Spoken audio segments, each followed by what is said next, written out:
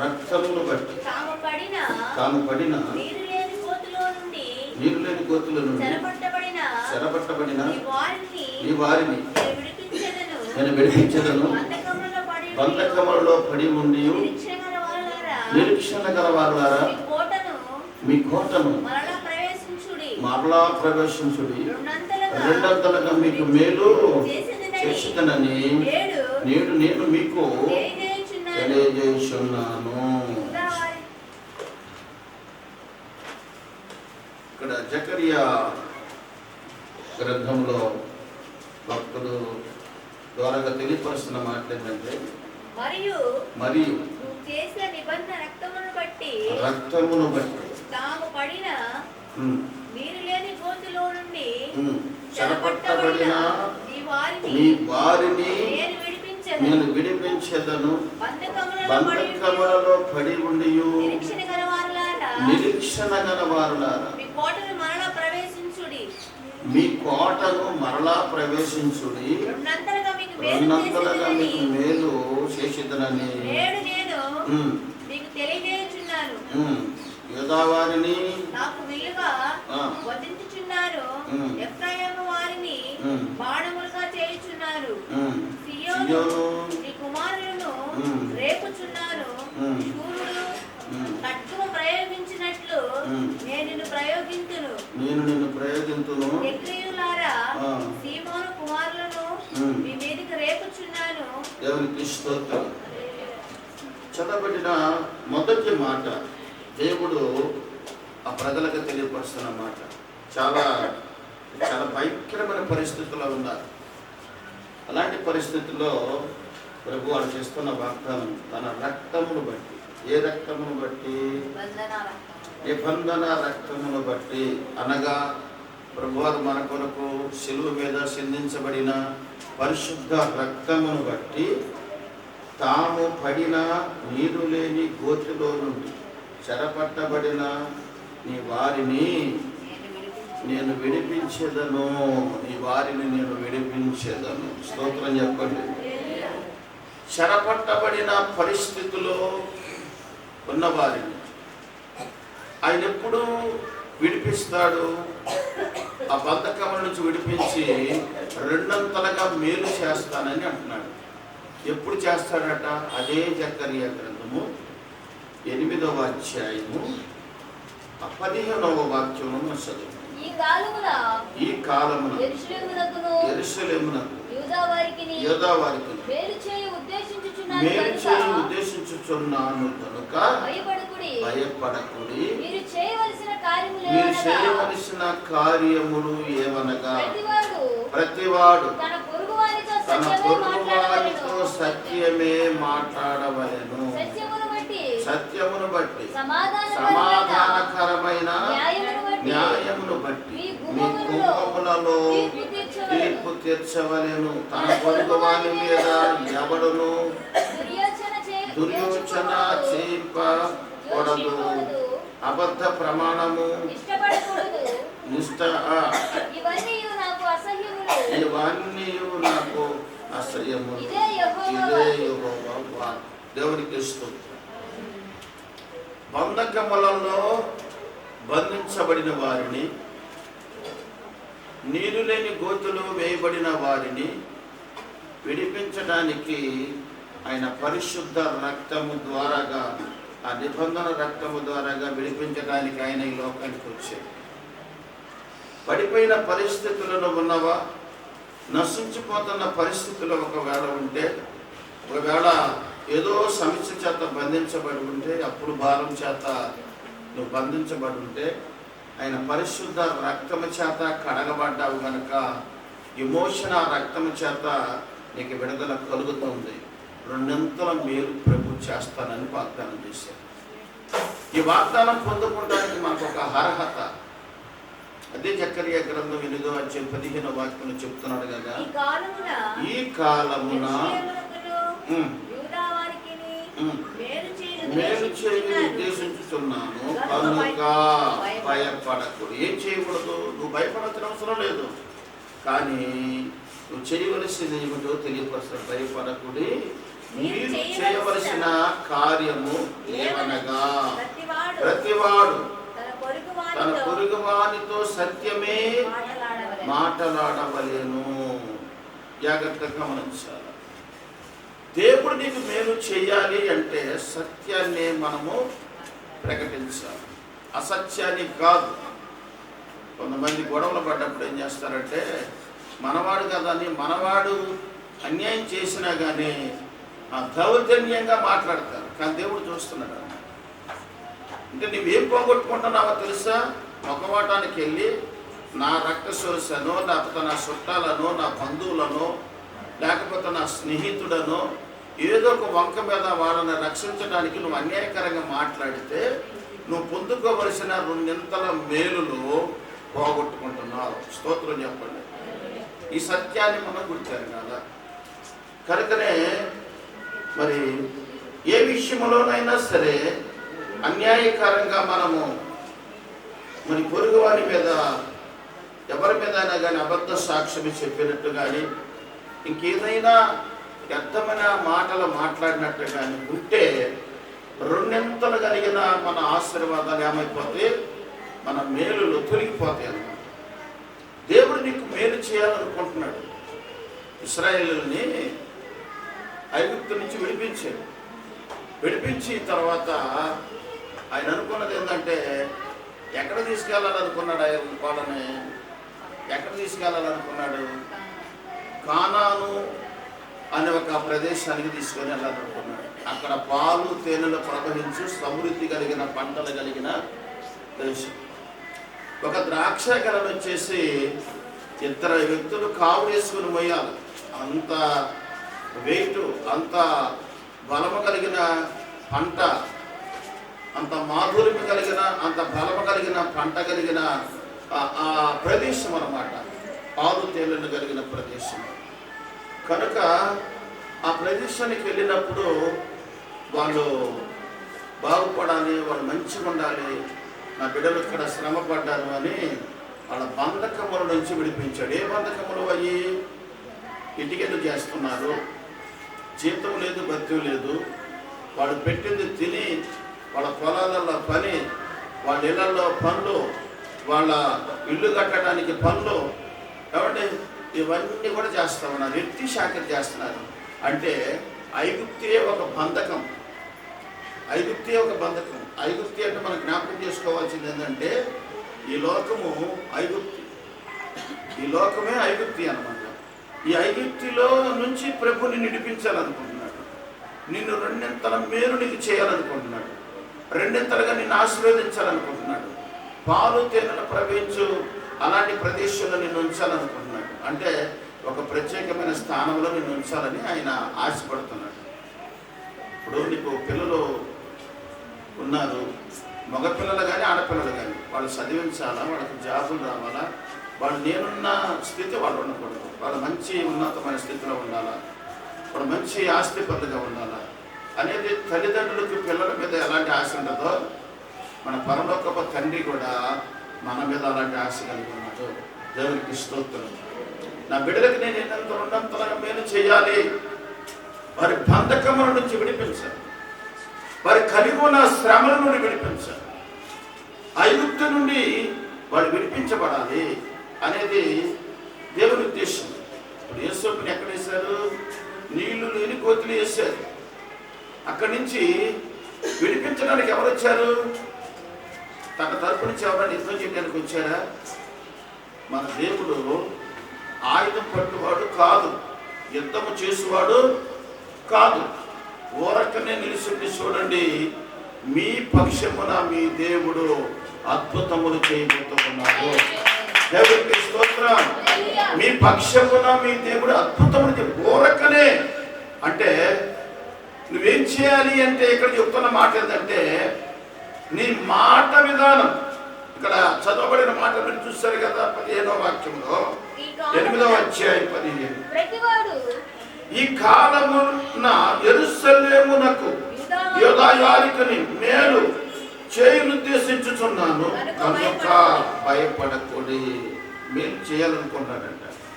అక్కడేమో 2 మేలు చేస్తానంట. ఇక్కడ మీరు చేయాలనుకుంటున్నాడు. కానీ ప్రతివాడును తన పొరుగు వానితో సత్యమే మాట్లాడవలెను. సత్యమును బట్టి సమాధానకరమైన న్యాయమును బట్టి మీ గుమ్మములలో తీర్పు తీర్చవలెను. దేవునికి స్తోత్రం చెప్పండి. హల్లెలూయా. పరలోకము దాకా అక్కర్లేదండి నీ తీర్పు తీర్చడానికి. పరలోకము దాకా అక్కర్లేదు. భూమి మీద నీ గుమ్మములో నేను తీర్పు చేస్తా ఉంది. రోజులు మారిపోయింది. పరలోకంలోకి వెళ్ళిన తర్వాత వచ్చే శిక్ష అది వేరు. కానీ అంతకంటే భయంకరమైన శిక్ష ఇక్కడే పడుతూ ఉంది. ఇక్కడ దేవునికి విరోధంగా నీ ఇష్టానుసారంగా ప్రవర్తిస్తే నీ గుమ్మములోని తీర్పు తీర్చబడతావు. అంటే నువ్వు ఇంకో మాట చెప్పాడు ఇక్కడ, చాలా చక్కటి మాట. ఏం మాట అంటే అది 9వ అధ్యాయంలో 11వ వచనం, మరియు నువ్వు చేసిన నిబంధన రక్తమును బట్టి తాము పడిన నీరు లేని కోతుల నుండి చెరపట్టబడిన నీ వారిని నేను విడిపించదను. అది స్తోత్రం చెప్పండి. బంధకములో పడి ఉన్నా కానీ ఒక నిరీక్షణ నీకుండా, బంధకములో పడి ఉన్నా, శ్రమలో ఉన్నా, ఏ పరిస్థితుల్లో నువ్వు కృంగిపోతున్నావో ఆ పరిస్థితులను ఒక నిరీక్షణ కలిగి ఉండాలి. నిరీక్షణ నీకంటూ ఒక నిరీక్షణ, ఇతరులకు లేని నిరీక్షణ నీకుంది. స్తోత్రం చెప్పండి. ఇతరులకు లేని నిరీక్షణ నీకుంది. బైబిల్లో ఒక ఎదవరాలు రాజుల గ్రంథంలో మనం 4వ అధ్యాయంలో చూసినట్టయితే తన భర్త చాలా మంచి భక్తిపరుడు.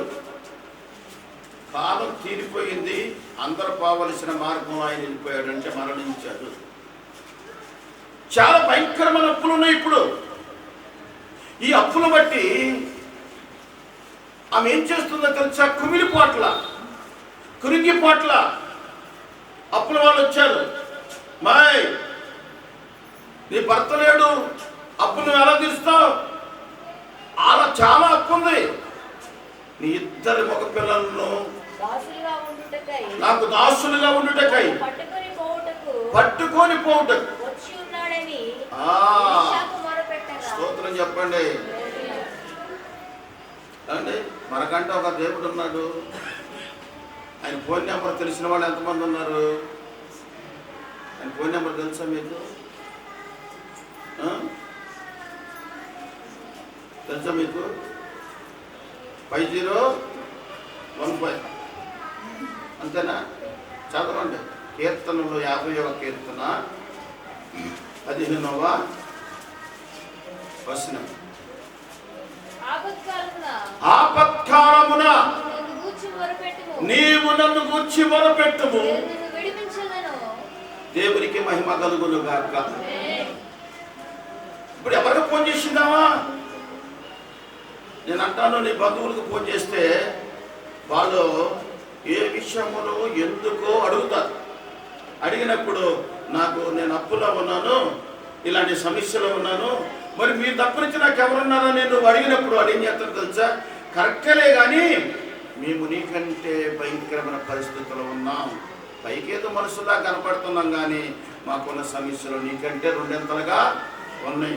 మేము నిన్ను ఆదుకునే స్థితిలో లేము, కానీ సానుభూతిగా ఏదైనా మాట్లాడమంటే మాట్లాడతాం, కానీ ఫైనాన్స్గా మీకు ఏమి నేను సహాయము చేయలేదు. ఇప్పటిలో అయిన వాళ్ళ దగ్గర నుంచి వచ్చే సమాధానం అదే. అయితే ఇప్పుడు వాళ్ళకి చేసిన ప్రయోజనం ఏమీ లేదు. స్తోత్రం చెప్పండి. ఇకపోతే కన్న బిడ్డలకి ఫోన్ చేసామనుకో, వారు కాస్త మంచోడు అయి ఉండి నా తల్లి నా తండ్రి మరి వాళ్ళు గర్భములో నుండి మోసిన కానించి ఈ స్థితిలో నుండి నన్ను ఈ స్థితిలోకి నడిపించారు. వాళ్ళు పేదవాళ్ళు అయి ఉండి కూడా నన్ను గొప్పవాడిగా చూడాలనుకున్నారు అని వాడు కాస్త కృతజ్ఞత కలిగిన వాడైతే చెప్పండి నాన్న ఏంటి పరిస్థితి, నేనున్నాను అంటాడు. కానీ వాడి దగ్గర కూడా ఏం లేకపోతే ఆదుకునే అవకాశము లేదు. మాట మాత్రం బలంగా ఉంటుంది, కానీ మరి వాడి దగ్గర కూడా ఏం లేకపోతే ఏం ఆదుకుంటాడు? లేదు. అందుకనే ఎటువైపు నుంచి ముయ్యబడిన తలుపులు 4 వైపులు ముయ్యబడిన నీ కొరకు నీ విశ్వాసంతో నీ ఆపద కాలములో, నీ బంధకములలో, నీ శ్రమదినములలో నీవు మొరపెట్టితే ఆ పై నుండి సహాయము నీకు తప్పనిసరిగా వచ్చింది. ఆ సహాయము ఆపగలిగిన వాడి లోకములో ఎవ్వడూ లేడు. స్తోత్రం చెప్పండి. అందుకనే ఆ సహాయము కొరకు ఏమంటుంది, ఎలీషా దగ్గరికి వెళ్ళింది, షావుకుడి దగ్గరికి వెళ్ళింది. నా భర్త బతికిపోవడానికి మీకు తెలుసు, అయితే ఇప్పుడు లేడు, నా ఇద్దరు పిల్లలు దాసులుగా తీసుకుపోవాలని వచ్చేసారు, ఏంటి మా పరిస్థితి అని అడిగింది.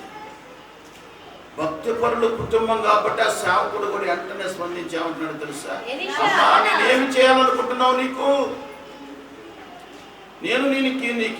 ఏం చేయాలనుకుంటున్నావు అంటే, నీ ఇంట్లో ఏముంది నాకు తెలియపరచమని అన్నాడు.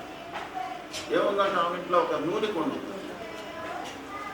ఉందంటే, అది కూడా కొంచెం నూనె ఉంది. ఆయన అంటాడు, సలహా ఇస్తున్నాడు, భక్తి కలిగిన కుటుంబం కాబట్టి ఆ కుటుంబంలో దేవుడు కార్యాలు చేయాలి, రెండింతల మేలు చేయాలనుకున్నాడు. స్తోత్రం చెప్పండి. హల్లెలూయా. వెంటనే ఒక మాట చెప్తున్నాడు, ఇదిగోమ్మా నీవు వెళ్ళి నీ పిల్లలు నీవు అనేక ప్రజల దగ్గరికి వెళ్ళి పాత్రలు కొన్ని అరుగు తెచ్చుకొని నీ ఇంటిలో పెట్టుకొని ఆ నూనె అన్నిట్లలో పోసి నీవు నీ పిల్లలు ప్రార్థన చేయండి తలుపు వేసుకొని.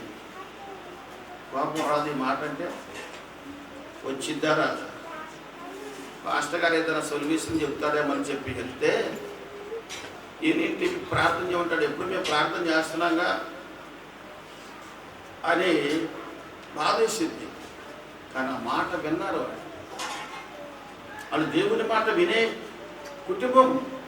ఆ కుటుంబానికి జరిగే మేలు ఎలాగుంటాయో అనండి, తిరుగుబాటు చేసేవాళ్ళకి ఎలాగుంటాయో, దేవుని మాటను వినేవారు కుటుంబాలు ఎలాగుంటాయో, దేవుడు నీకు అర్థం కాని విషయాలను, నువ్వు ఆలోచించలేని గొప్ప గూఢమైన సంగతులను నీకు బయలుపరుస్తాడు. ఎప్పుడు నువ్వు దేవుని మాట వినినప్పుడు సరే, ఎప్పుడైతే ఈ మాట వినదో మారు మాట మాట్లాడాల. ప్రార్థన ఎప్పుడు చేస్తున్నాను కదా, ఇప్పుడు చేస్తే ఏం జరిగిద్దేనని అడగలా, విశ్వాసంతో ఆ మాట పట్టుకొని వెళ్ళిపోయింది. అంతే, ఆ మాట పట్టుకొని విశ్వాసంతో వెళ్ళిపోయి కొంతమంది ఈ రోజులలో కోరుకునేది ఏంటో తెలుసా, ఆ మందిరానికి వెళ్తే గోధుమలు దొరుకుతాయేమో, ఈ మందిరానికి వెళితే దుప్పట్లు దొరుకుతాయేమో, ఆ మందిరానికి వెళ్తే బట్టలు పంచుతారేమో. బట్టలకు తినే తిండికో దేవుడు నమ్ముకోమాకు. దేవుడు సత్యవంతుడు. నీ దగ్గర నుంచి ఏమి కొనుక్కోకుండా నీ కొరకు శ్రమనుంది, మరణమునుంది, నీ కొరకు రక్తమును పెట్టి నన్ను కొనుక్కున్నాడు ఆయన. స్తోత్రం చెప్పండి. ఆయన ఏమి లేకుండా రాలా, నీ కొరకు నా కొరకు రక్తం సిందించి నన్ను కొన్నాడు. కనుక మనం ఒక ఇలువ పెట్టి కొనబడిన వాళ్ళము, వ్యర్థమైన వాళ్ళము కాదు. ఇలువ పెట్టి కొనబడిన వాళ్ళం కనుక మనం ఉండవలసిన స్థితి ఆ రక్తమును, ప్రతి బంధకము నుండి విడిపిస్తున్న రక్తం అది. స్తోత్రం చెప్పండి. ప్రతి దరిద్రము నుండి విడిపిస్తున్న రక్తం అది. ప్రతి పాపము నుండి విడిపిస్తున్న రక్తం అది. ఏ పాపము లేని పరిశుద్ధమైన రక్తము, ఒకే ఒక రక్తము, ప్రపంచానికి చిందించబడిన నా ప్రభువైన యేసుక్రీస్తు రక్తము. దేవునికి స్తోత్రం. కనుక ఆ రక్తములో నీకు మేలు కలిగింది, ఆ రక్తములో నీ కిందన కలిగింది. ఆయన కార్చిన ఆయన పరిశుద్ధ రక్తములో నీ శ్రమల నుండి విడిపించబడి జీవ మార్గంలోకి నడిపించబడతావు. ఈ మా మాట పట్టుకొని వెళ్ళిపోయిందండి, ఏమి లేదు. అనేక దగ్గర పాత్రలు తీసుకొచ్చింది, ఉన్న నూనె అన్నిట్లను పోసేసింది. తన పిల్లలు తన లోపల తలుపు వేసుకొని ప్రార్థన చేస్తూ ఉన్నారు. చేసే కొలది ఏం జరిగిందో తెలుసా, అవన్నీ నిండి పొర్లిపోతావు. ఇంకెక్కడన్నా తెద్దామండి, ఇంకెక్కడ లేవు. ఆ ఊళ్ళో ఉన్న పాత్రలన్నీ తెచ్చేసారు, అన్ని ఇళ్లలో ఉన్న మొత్తం తెచ్చేసారు. ఇంకెక్కడ ఏమి లేవు. నింపబడాలా జీవితం నింపబడాలి. ఈరోజు దేవునికి స్తోత్రం. దేవుడు రెండింతల మేలు చేస్తానంటున్నాడు. ఆయన మాటను వినాలా?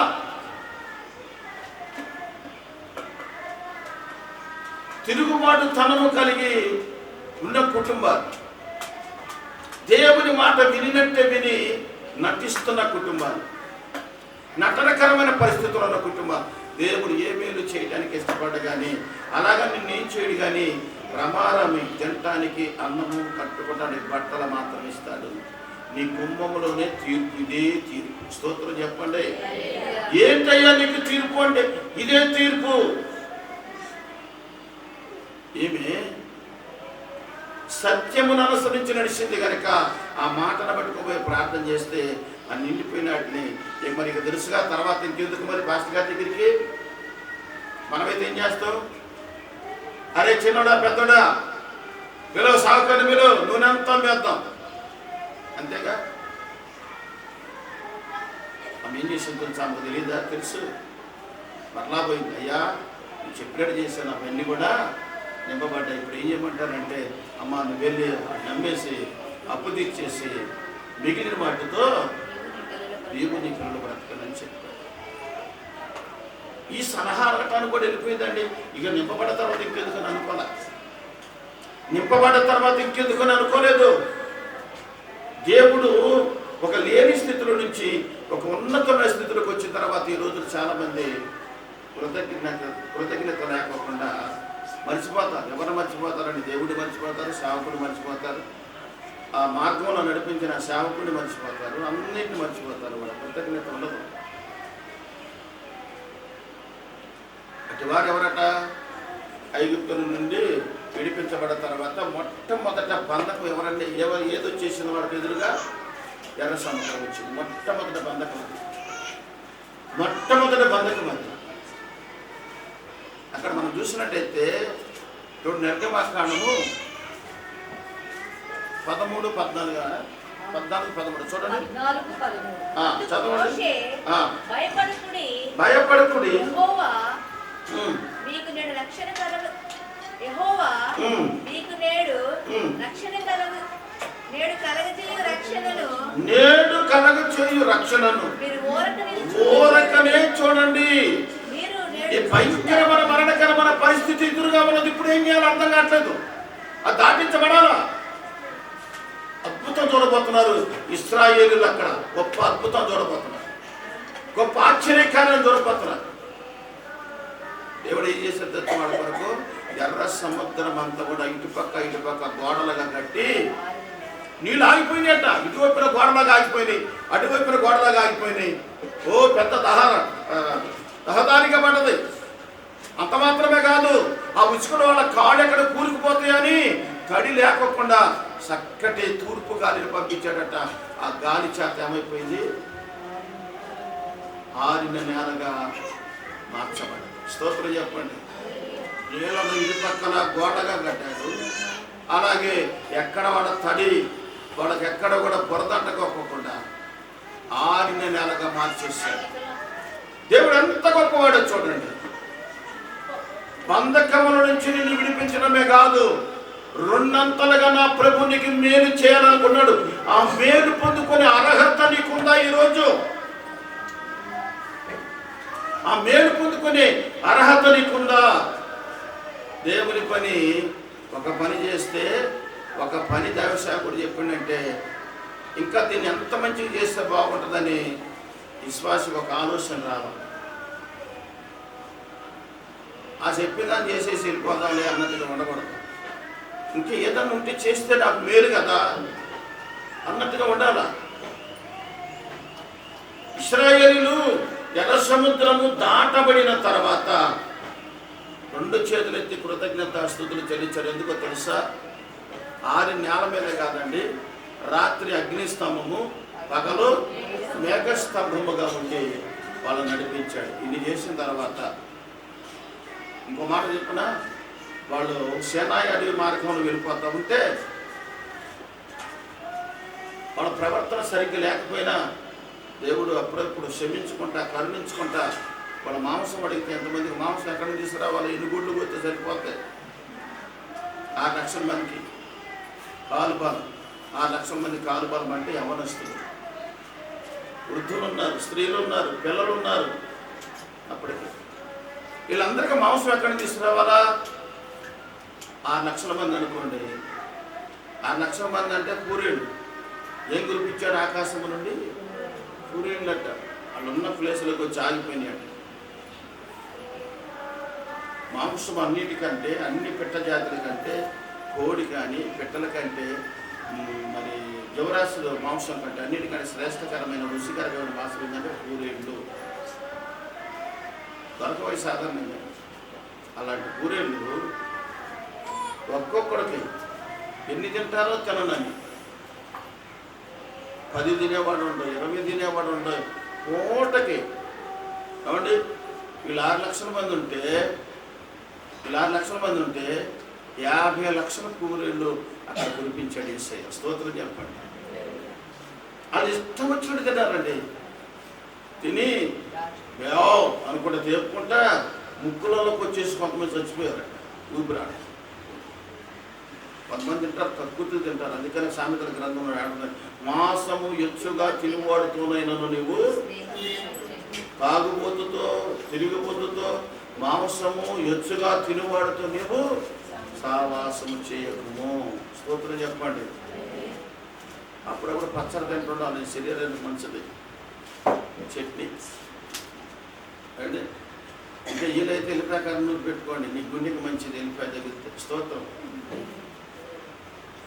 అప్పుడప్పుడు చేతులు పొడి చేస్తే చంపలు పగిలిపోతాయి కాబట్టి జాగ్రత్త చూసుకో. కనుక ఎన్నో దేవుడు గొప్ప కార్యాలు చేస్తే వాళ్ళు తిరిగి వచ్చేసి అంటారు, వాళ్ళు ప్రతి విషయంలో దేవుడికి వ్యతిరేకంగా ప్రవర్తించి ఎంత చేసుకుంటూ వచ్చినా, వాళ్ళు పాలు తేనెలో ప్రవహించి దేశంలో పెట్టాలనుకున్నా, వీళ్ళు ఏం చేస్తున్నారంటే వాళ్ళకి కలిగి ఉన్న ప్రతిరోజు ఒక 40 రోజులు కనపడలేదట. ఎవరు?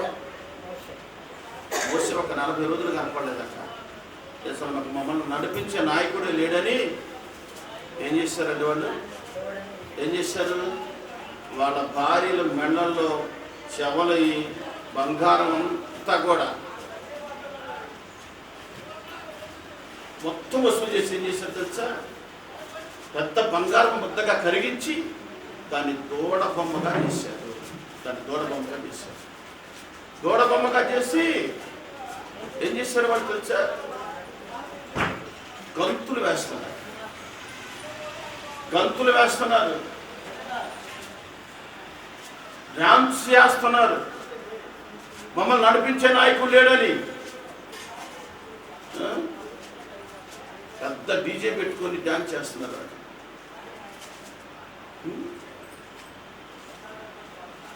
ఆ దూడబొమ్మ దగ్గర పెట్టుకొని పాటలు పాడుకుంటా గంతులు వేస్తున్నారు. నడిపించు దూడబొమ్మ, నడమలేకపోతున్నాం దూడబొమ్మ అనుకుంటా కేకలు వేసుకుంటా డీజే అనుకుంటా డ్యాన్సులు వేస్తున్నారు. కానీ ఒక్క వర్ణం మాత్రము దాంట్లో పాల్పొందలు ఎవరు? అహరోను వంశస్థులు, అనగా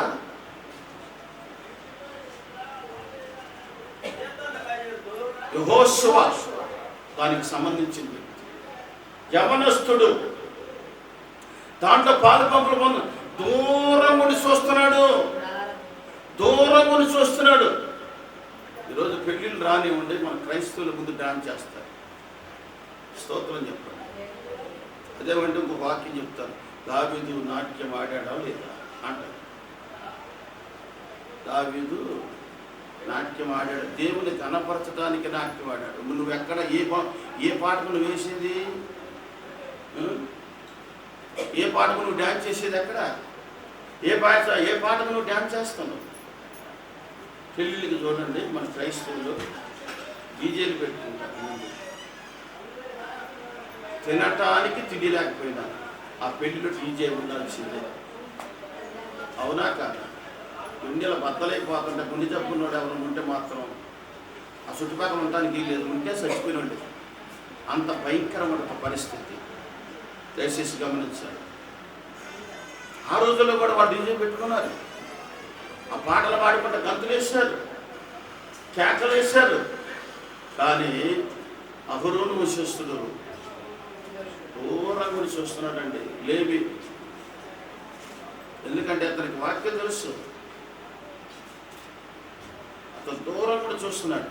అందుకని ప్రభు ఏం చేశాడు తెలుసా? పాలు తేనెలు ప్రవహించే దేశంలో ఆ వ్యక్తిని, ఆ కుటుంబాన్ని పంపించాడు. దేవునికి స్తోత్రం. ఆ కుటుంబాన్ని పంపించాడు. మిగతా వాళ్ళు ఎవరు వెళ్ళినట్టు లేదు అక్కడ. ఈ గంతులు వేసిన వాళ్ళు అందరి మధ్యలోనే పోయారు, డ్యాన్సులు వేసిన వాళ్ళు అందరి మధ్యలోనే పోయారు. అండి పాస్టర్ గారు ప్రమాణాలకు చేపించి కాలుగుడ్డు కట్టించినంతసేపే భయము భక్తి. అయ్యా చెప్పండి ఏం చేయమంటారు అంటారు. ఒక్క నిమిషం ఆ తాడి కట్టిన తర్వాత ఆయన కాస్త సైడ్ అవ్వక ముందే ఇక లెక్కే ఉండదు అనమాట. ఇక పెడతారు సినిమా రికార్డులు పెట్టేసి దానికి డాన్సులు వేయటం, గంతులు వేయటం. ఒక్కళ్ళిద్దరు కాదండి, మామూలు కూడా దశలు, బిడల గల తదులు, యవనస్తులు, వృద్ధాత్మలో ఉన్నవాళ్ళు అందరూ కూడా గంతులు వేసుకుంటా దానికి ఒక డీజే పెట్టుకుని ఎంత భయంకరమైన పరిస్థితి.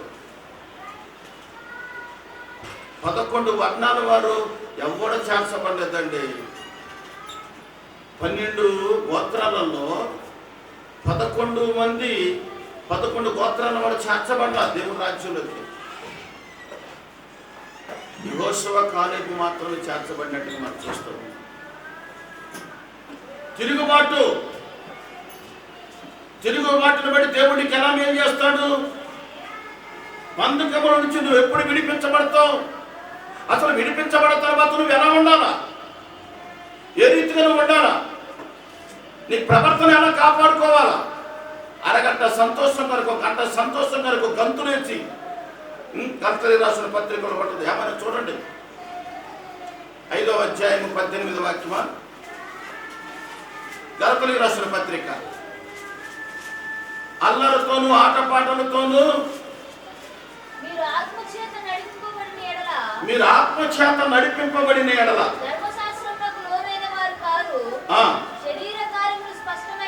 శరీర కార్యములు స్పష్టమైనవి. అవేమనగా జ్వారత్వము,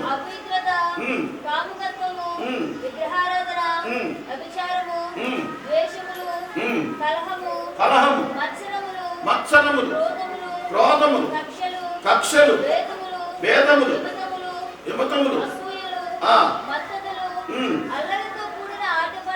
అల్లరితో కూడిన ఆటపాటలు మొదలైనవి. వీటిని గూర్చి ఇట్టి వాటిని చేయువారు దేవుని రాజ్యమునకు స్వతంత్రించుకొనరని. దేవుడు రాజ్యం ఉంటుందా వాళ్ళకి? అల్లరితో ఆటపాటలతో. దేవుడు అల్లరికి కర్త కాదు. నిష్ఠానుసారంగా గంతులేయడానికి ఆయన ఒప్పుకోడు. దేవుని ఆత్మ కలుగుంటే ప్రతి క్షణంలో సైలెంట్గా ఉంటాం. నువ్వు వెళ్ళిన స్థలంలో, నీ ఇంటిలో, నువ్వు బయట ప్రతి స్థలంలో కూడా. అప్పుడే కదా నువ్వు 2 మేలు పొందుకుంటానని దేవుడు కృప చూపుతాడు.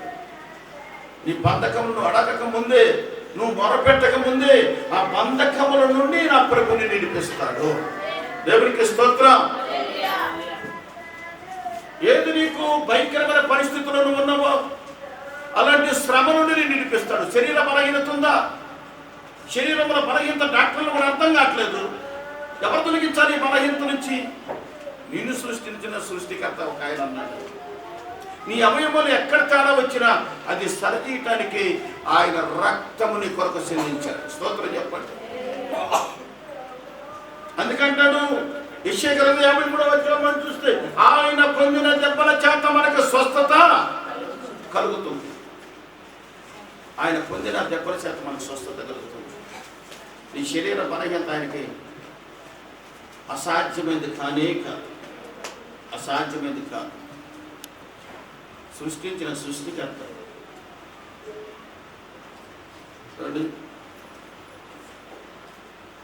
ఇప్పుడు హోండా షోరూమ్ ఉంది. యమహా షోరూమ్ ఉంది, ఇంకా బజాజ్ షోరూమ్ ఉంది, ఇంకా అనేక రకాలు ఉన్నాయి. ఏ బండోడు ఆ బండి చేసిన వాడి గురించి, వాటిలో ఉన్న పార్ట్ల గురించి వాళ్ళకు తెలిసింది. ఈ బండోడు ఇంకోసారి పోయిననుకో దాని విలువేంటో లేకపోతే ఆ పార్ట్ ఏంటి తనకు తెలియదు. బండిని ఒకటే కావచ్చు అనుకోవచ్చు మనం. ఇక్కడ కంపెనీ తేడా ఉన్నది, దాన్ని బట్టి అందరికీ అది తెలియదు అనమాట. మనం నేను ఒకసారికి వెళ్ళాను, వెళ్తే నా సెకండ్ హ్యాండ్ బండి ఒకసాట 38 వేస్తున్నారు, ఒకసాట అసలు హోండా షోరూమ్ నుంచి తెచ్చిన బండి అది యాక్టివా. అక్కడ తీసుకెళ్తే దాని బ్రతికంత నాకు తెలుసు 20,500 పెడుతున్నాను. ఆ తర్వాత అది బయటికి తీసుకుని వెళ్తే 48 పెట్టారు. స్తోత్రం చెప్పండి. వేరే శాతం తెలియలే దాని గురించి. అట్లాగే నీ శరీరంలో ప్రతి పార్టు నీ తల్లి గర్భములో పిండముగా ఉన్నప్పుడే నా దేవుడు నీ రూపమునంతా నీ అవయవాలన్నీ ఆయన సమకూర్చి చక్కపరిచి ఉన్నాడు. దేవునికి స్తోత్రం. కనుక ఇడిపించాలంటే ఆయన ఇడిపించగలిగిన వాడు, కానీ మరొకసారిగా పోతే ఏం జరిగిందంట? ఏమీ జరగదు. 2 కాళ్ళు పడిపోయి నేను ఉంటే మా అన్నదమ్ములు వచ్చి నాకేదో మేలు చేయాలని సింతూరు దాకా వెళ్ళాను. వద్దని చెప్పాం. అక్కడ మంచి మాంత్రికుడు ఉన్నాడు, అక్కడ తీసుకుపోతానని చెప్పాను. వినండి చాలా జాగ్రత్త. ఆడ పోయిన తర్వాత వాడు అన్నాడట, రే మీరు ఎందుకు వచ్చారు నాకు తెలుసు కానీ ముందు క్వార్టర్ తీసుకురానంట. క్వార్టర్ తీసుకొచ్చి ఇచ్చారు. క్వార్టర్ తాగిన తర్వాత అన్నట్ట, రే ఇటొకటి రండి అన్నాడు. నన్ను లేపి మంచం మీద కూర్చోబెట్టండి అన్నాడు. అప్పుడు దాకా ఆడు 2 కాళ్ళు లేవాల్సిన సంగతి ఏడగలిగేది. ఇప్పుడు నాకు నడకలేదు, నాకు అసలు కాళ్ళు నడకరాట్లేదు. నాకు నడక తెప్పియడానికి అసలే పుస్తకంతో కాళ్ళు నడకపోయిన వాడి దగ్గర పోయారు.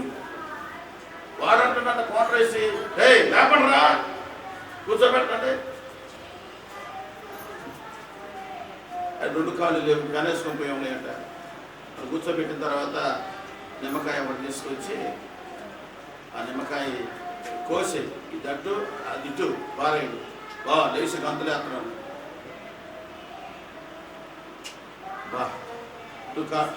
వీడు ఏ సత్యాన్ని గుర్తుపట్టలేదు. గుడ్డివాడిని దారి చూపి జరుగుతుడా, ఇద్దరు కలిసి కొట్లో పడతాడు. చదువు లేనివాడు చదువు లేనివాడికి చదువు చెప్పగలుగుతుడా? ఎవడు లేదు కదా. అందుకనే ఈ 2 కాళ్ళు లేనివాడు ఏం చేస్తున్నాడు మనకు మీరు ఆలోచించలేదు. కానీ నిమ్మకాయలు ఏదో గొప్ప శక్తి ఉందని చూస్తున్నారు వీళ్ళు. అన్నాను సిగ్గిపోయే మటపోయేప్పుడు నిమ్మకాయ రెండు కూడా పనికొచ్చి తప్పనిచ్చి దేనికి నా దగ్గరికి వచ్చి మా ఆవిడకి అర్థం దాని దగ్గరికి వచ్చి పక్కవాడికి వచ్చని చిన్న ఏం లేదు ఈ నిమ్మకాయని కోసి ఈ నట్టు దాన్ని ఇటెత్తే నువ్వు గంతులు వేస్తాం అంటుంది. ఈ లోపల మా ఆవిడ వచ్చింది, మీరు గంతులు వేస్తారు లేచి వెళ్ళిపోండి ఇక్కడి నుంచి. నిమ్మకాయ మీరు తీసుకొచ్చి లేదా తీసుకుని మొత్తం తీసుకుని వెళ్ళిపోయాడు. మేము నమ్ముకున్న దేవుడు, మాకు నడిపించగలిగిన దేవుడు, మమ్మల్ని విడిపించగలిగిన దేవుడు, మా శ్రమల నుంచి తప్పించగలిగిన దేవుడు, యేసయ్య తప్ప నుంచి ఎవ్వరూ మమ్మల్ని ఆదుకునేవాడు. దేవుడు మన విశ్వాసాన్ని బట్టి దేవుడు కార్యాలు చేస్తాడు.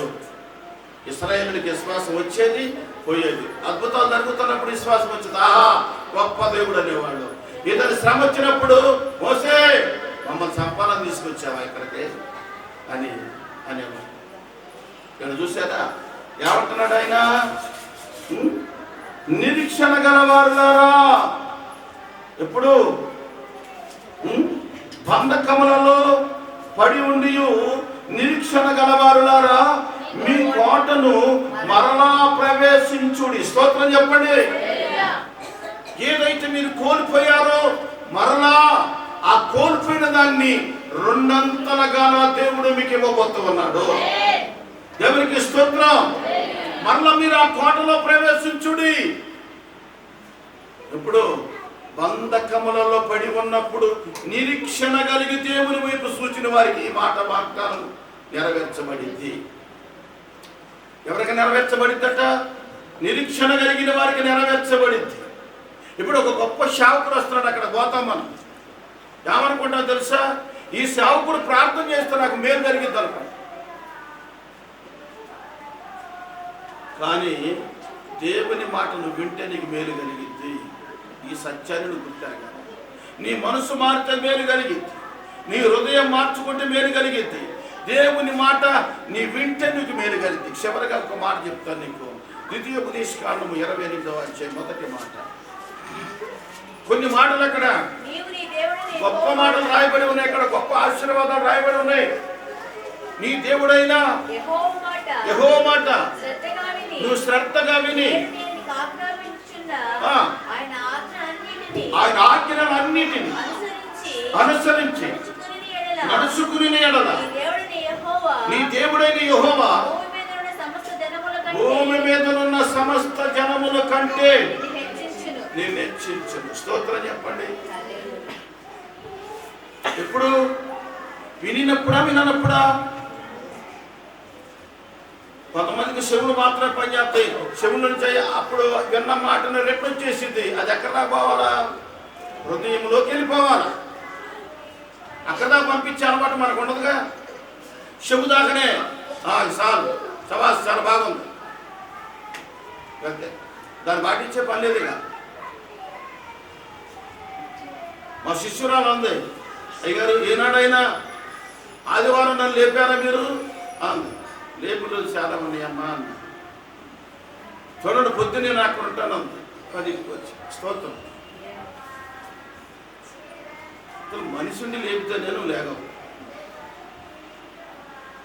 మనిషి వెనక తోకంతున్నా ఏనుగుచ్చి తొక్కాలి. స్తోత్రం చెప్పండి. అంతేనా? కొంతమంది అంతే, ఏనుగులు వచ్చి తొక్కినా దున్న మీద వర్షం గురించి ఏం చేసి దున్నపోయి చెప్పండి, పరిగెత్తుకుంటా నీళ్ళలోకి వెళ్ళిపోద్దా? ఎక్కడికన్నా వెళ్ళిద్దా? ఆహా, ఎంత బాగుంది, ఏమీ నా వైభోగము, ఏమీ నా సంతోషమని ఆ వర్షం అట్లాగే ఉంటుంది అనమాట. పట్టించుకోదు అసలు. అట్లాగే కొంతమంది అట్లాగే ఉంటారు. కొంతమంది అంటారు, నేనున్నా, గుర్తుపెట్టుకో, నీకు నేను తోడే ఉన్నా. మన బంధువులు, మన స్నేహితులు, మన రక్త సంబంధులు, ఎందుకు నువ్వు భయపడుతున్నా ఉండగా అంటాడు. ఆపద వచ్చినప్పుడు ఇది కంటికి కనపడడం. ఒక నువ్వు తెలియచేసినా కానీ నిజమేనే, కానీ నీకంటే 2 ఆపదలు ఉన్నా నేను అంటాడు. నిన్న బాత్రూమ్ అన్ని పైన స్లాబ్ పెట్టకూడదు, మొత్తం మారకూడదు. డస్ట్, ఇల్లంతా డస్టే, వరండా అంతా కూడా బురదతో తిరిగినట్టే ఉంది. అసలు నేను కథలా మీదలు అక్కడ కూర్చొని బాల మీద కూర్చొని ఏంటి పరిస్థితి? ఎవరు రారే. ఈ సమయానికి శిశురాలు లేదు అండి, ఈ సమయానికి ఆత్మీయ బిడ్డలు లేదు. సొంత మేనగోడ గోడ దాకా వచ్చి అక్కడి నుంచి అటు వెళ్ళిపోయింది టెస్ట్ చూసి. ఇటు వచ్చి కొంచెం తడిగుడ్డ పెట్టిద్దాం అనుకున్నా. అర్జెంట్ అయ్యారు అని చెప్పి వెళ్ళిపోయింది. అప్పుడు రమ్మని చెప్పా, అర్జెంట్ అని వెళ్ళిపోయింది. నీకు పచ్చలో చెట్టి నుండి పంపినాడు, పంపిస్తా కానీ ఇది మన వల్ల కాదన్నట్టుగా వెళ్ళిపోయింది. దేవుని పరిస్థితిని గుర్తెరగంగా మనం అదే మనిషి హైదరాబాద్లో గుండె ఎక్కడ కొట్టుకోవడం తీసుకొచ్చి ఇదే మందిరంలో బతికింది. స్తోత్రం. యువతలకు ఒక అడిగేయడానికి చాలా బాధ వేసిందా ఉంటుంది. ఉన్నమాట అనాలిగా, యథార్థంగా అనాలా, మనిషి లేనప్పుడు అనాలా? చెప్పడు ఏది సత్యం? ఇందాక అక్కడ అన్న మాట ఏంటి, మీరు చదివిన మాట ఏంటి? మళ్ళీ ఏముండాలా? 2 అంతల మేలు కలగాలంటే అమ్మా ఎక్కడుంది ఆ మాట? జకర్యా గ్రంథం 8వ అధ్యాయము 15 చదువు ఒకసారి. మళ్ళా యూదా వారికి మేలు చేయను ఉద్దేశిస్తున్నాను కనుక భయపడకుడి. మీరు ప్రతివాడు తన పొరుగు వానితో సత్యమే మాట్లాడవలెను. సత్యమును బట్టి సమాధానకరమైన న్యాయమును బట్టి మీ గుమ్మములలో తీర్పు తీర్చు. స్తోత్రం చెప్పండి. నిన్న చేయబడుద్దని ఎవరు కంటికి కనపడలేదండి. వరాణ దాకా వస్తున్నారు, వెళ్ళిపోతున్నారు. సరే అన్నం అయితే వండి పెట్టేశారు, అన్నం వండారు, పెట్టారు. సరే వాళ్ళ అవసరాలు వాళ్ళు ఉన్నాయి, వెళ్ళిపోయారు. ఎవరినేమంటారు చెప్పండి? నిజాలు చెప్పుకోవటమేక, అబద్ధం మనం చెప్పుకోలేము కదా. స్తోత్రం చెప్పండి. సత్యం మరకాల, అప్పుడే రెండింతలు మేలుకు పొందుకుంటాం. నీ పొరుగు వారి పట్ల ఎప్పుడు సత్యమే పలకాలి, అబద్ధం ఆడకూడదు. ఆమె లేనప్పుడు చెప్పకూడదు నలుగురికి, అది శాపం. ఈ కుటుంబంలో తీర్పు తీర్చబడింది. ఉన్నప్పుడు ఒక మాట చెప్పాం అనుకో, ఇది కరెక్టా ఉన్నా కాదు ఊహించుకొని కరెక్ట్ అని కూడా సరి చేసుకుంటారు, కరెక్ట్ కాదని కూడా ఇంకా లోపలికి వెళ్ళిపోతారు. నన్ను అంటాడా అని పుంజుకునేవాళ్ళు ఉంటారు, ఎందుకన్నాడని అర్థం చేసుకునేవాళ్ళు ఉంటారు. దేవుడు రెండింతల మేలు ఎక్కడిస్తాడంటే, నీ పొరుగు వాని పట్ల నువ్వు సత్యం పలికినప్పుడు దేవుడి కార్యాలను చూస్తావు. దేవుడికి స్తోత్రం. పనులు ఎవరి దగ్గరికి రారుగా, ఇది మనం గమనించాలి. దేవుని పరిచర్య చేస్తే పొరపాటును కూడా మళ్ళీ ఆమె అయిపోతామేమో, జస్ట్ మీద పడిద్దాము. అసలు మనం అమెరికా నుంచి వచ్చినాడు, ఇక్కడ వాళ్ళ ఏంటి, ఇక్కడ వాళ్ళ మనం ఏమన్నా అమెరికా నుంచి వచ్చినాడు. వాళ్ళైనా ఎండలో కూర్చొని దేవుని పరిచర్య చేస్తారు, మనం అంత మాత్రం చేయంగా. దేవునికి స్తోత్రం. అల్లప్పుడు నీళ్ళు జరిగినాయి, వరణ అంతా పడితే ఇప్పటికి అర్థంగా ఉన్న పొద్దున్నే పాపం ఆత్మ బిడ్డలు వచ్చి కుమారి రజనం వచ్చి ఒకళ్ళు పైన ఒకళ్ళ కింద మొత్తం కూడా శుభ్రం చూసేసి అవన్నీ కూడా శుభ్రం చేశారు. నువ్వు చేయకపోతే నీ స్థానంలో ప్రభు ఇంకొకరితో చేపిస్తాడు, నువ్వు పొందవలసిన మేలు అడ్డిస్తాడు. సత్యమేనండి కాదంటారా? గమనించండి, చాలా బాధేసింది కదా. యథార్థం పరిగెట్టేప్పుడు బాధేసింది మనకి.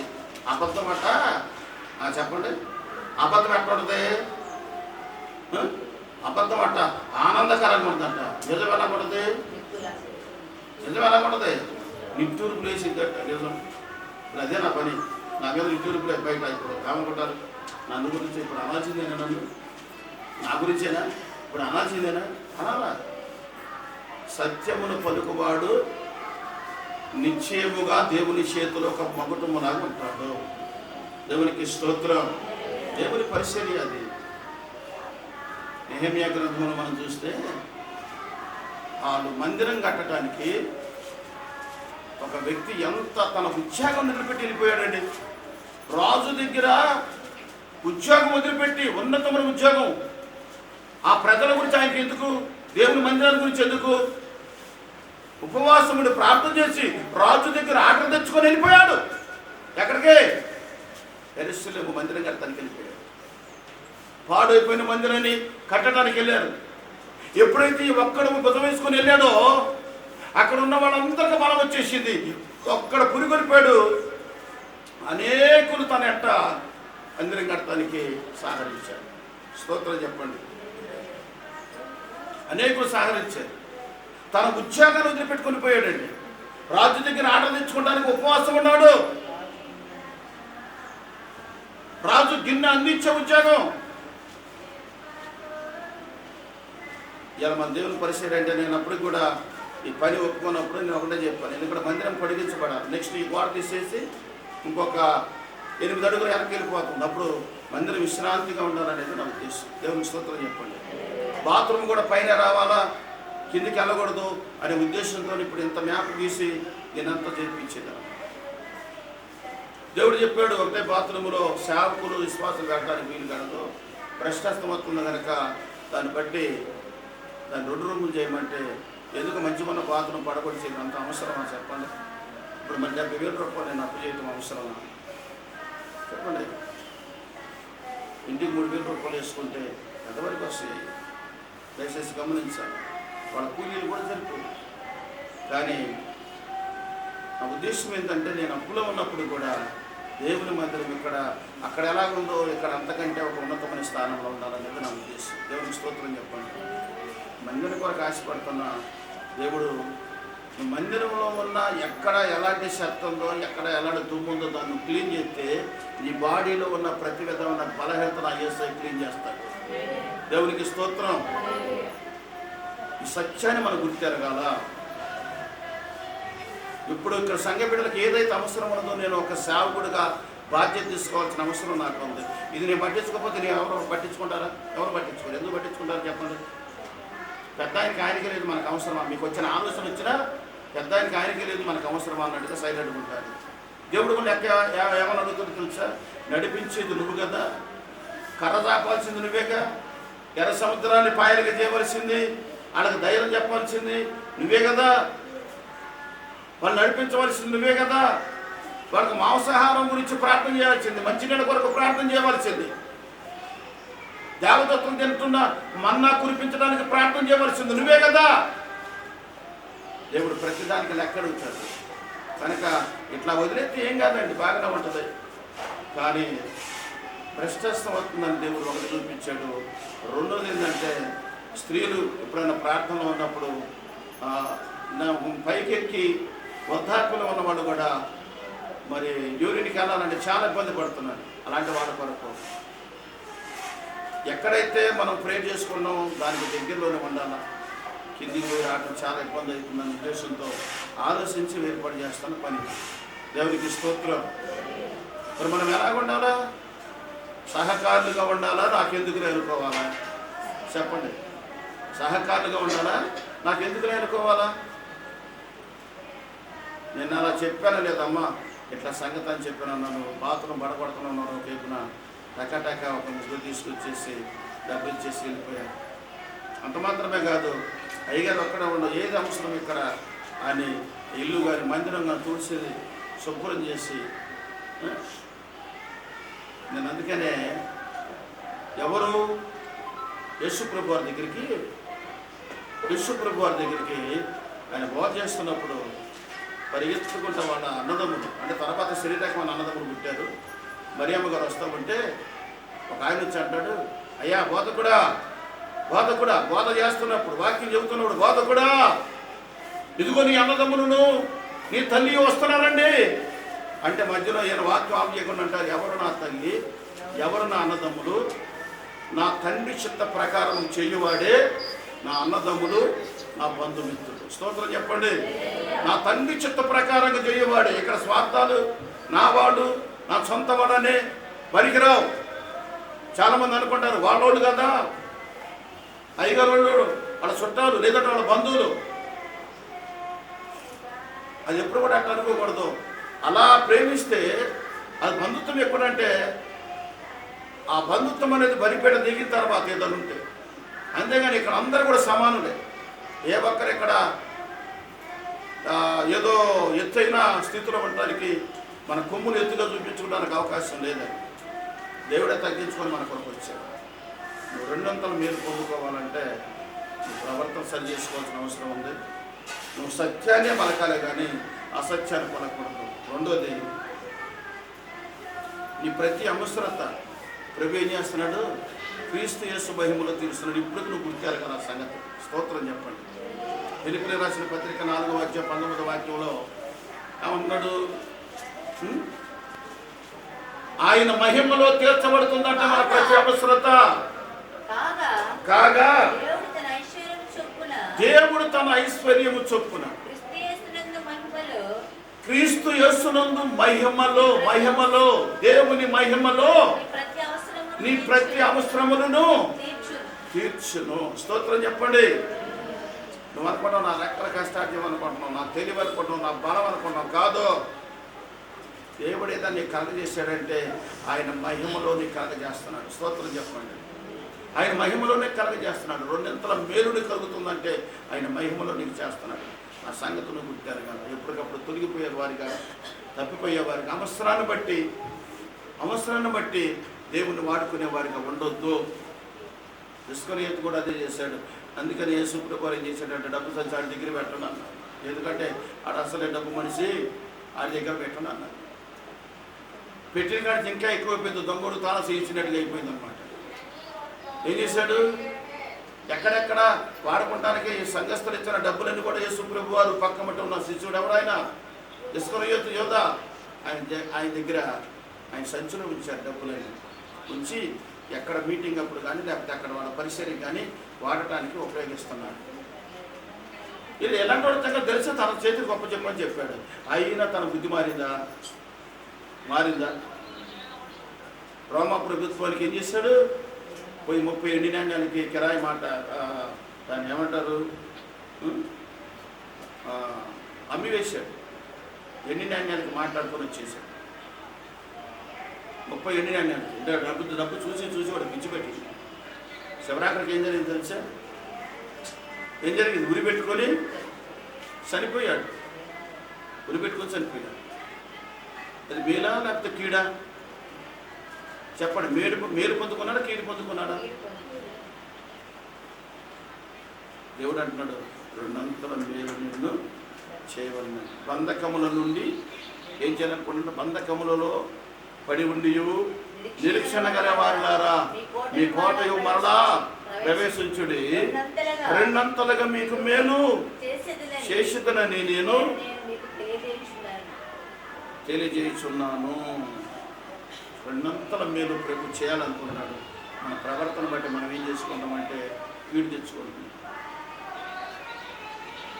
యేసయ్య దగ్గర మొహమాటం లేదు, రికమెండేషన్ అంతకంటే కూడా లేదు. ఒకవేళ సేవకుల్లో చాలామంది అనుకుంటారు, అయ్యగారికి నీకు సన్నిహితంగా ఉంటే నన్ను ఏదో పొగుతాడు. పొగుడే కొందుకు నువ్వు గుంట్ల పట్టు. స్తోత్రం చెప్తాను. దేవుడు చెప్తున్న మాట ఏంటి? మీరు చేసే కార్యాలు మీ కుడి చేతి చేతి ఎడ చేతికి, ఎడ చేతి చేతి కుడి చేతికి తెలియకూడదు అంటుంది. ఒకవేళ పొగిడించుకునే స్థితిలో ఉంటే నువ్వు ఎక్కడ ఉంటావో తెలుసా? పొగిడించుకునే స్థితిలో ఉంటే బైబిల్ గ్రంథంలో ఒక రాజు ఉన్నాడు. ఆయన ఏం చేసేవాడు తెలుసా? సేవకుడి దగ్గరకు వచ్చా, నువ్వేనా ప్రకటించేది, ప్రవశించేది నువ్వేనా? నేను కూడా ప్రవేశిస్తాను. బలిపీఠం ఎక్కకూడదా? నువ్వు రాజువి. యాజకులందరూ చెప్పారు నువ్వు రాజు అండి, నీ రాజులకు వేరు. మేము ప్రవశించేది మేము యాజకులం కాబట్టి మేము మాత్రం ప్రవశించాలంటే కలవదా? నేను చెప్పేదానా? నేను రాజులు కాబట్టి మీరు అన్నారు. బలిపీఠం ఎక్కి ప్రవశించబోయాడు. ఏం జరిగింది తెలుసా? ముఖం మీద కుష్టి వ్యాధి పుట్టింది. ఇంకో మాట ఏంటి తెలుసా? చేతులు ఏవైతే చాపాడో చాపి చేతులు చాపినట్టుగా ఎండిపోయినాయి అంట. ఏమైనా జీవం లేదు కదా, ఎండిపోయిన చేతులు. చాలామంది ఎవరు చేసే పని వాడు చేయాలి, ఎవరు చేసే పని వారు చేయాలి. మన చర్చిలో ఇంతకుముందు ఒక ఆయన ఉండేవాడు. నాకు ఎప్పుడైనా కొద్దిగా సమయం ఇస్తే బాగుందని చూసేవాడు. ఇత్తి ఏం చేసేవాడు తెలుసా? అట్టుండొచ్చా ఎట్టుండొచ్చు అని చెప్పాడు. అట్టుండొచ్చా ఎట్టుండొచ్చు అని చెప్పి ఏనే ఇట్లా ఉండేది అనే అసలు సంఘంలో ఎవరు ఉండరు. ఆయన ఉంటో ఆయన చెప్పి స్తోత్రం. దేవుని కృప ఇప్పుడు రాట్ల. దేవునికి మహిమ కలుగుగా. దేవునికి స్తోత్రం. నా అప్పు తీరుతో నేను వస్తున్నాను. నేనంట పోయి అప్పు తెరవాలని, దేవుడు పోయి అప్పు తెరవాలి. ఎంత జ్ఞానం అంటే మామూలు జ్ఞాని కాదు. దేవుడు నాకు ఏం చేసి అప్పు తెరవలేదు కాబట్టి నేను రాను నన్ను ప్రేమతో 2-3 సార్లు వెళ్ళాను. రాకపోతే నేనేం చేయను. నేను చెప్పినంతకాలం అట్నే ఉండదు. ప్రభు చెప్పటం మొదలుపెట్టాడు అనుకో తిరిగిపోతాను. ఎప్పుడు ఏ రకంగా పట్టుకోండి అనుకోవచ్చు. నాకు ఏదో ఉంది అనుకోవచ్చు. దేవుడు రాజులను తరాజులు కూడా మనకు రాకుండా చేసినమాట. స్తోత్రం చెప్పండి. వాడల్లాంటి పరిస్థితులు కూడా ఏమైపోయినాయట? నదీ సముద్రముల గురించి వేసి అడుక్కోవడానికి కూడా గతి లేకుండా చేసిన వాడు. అంత గొప్ప దేవుడు మన దేవుడు. కనుక దేవుని సన్నిధిలో మనము 2 అంతల మేలు పొందుకోవటానికి ఏమై ఉండాలట? ఏమై ఉండాలా? నిరీక్షణ. బంధకములు ఉన్నప్పుడు నిరీక్షణ ఒకటి. రెండోది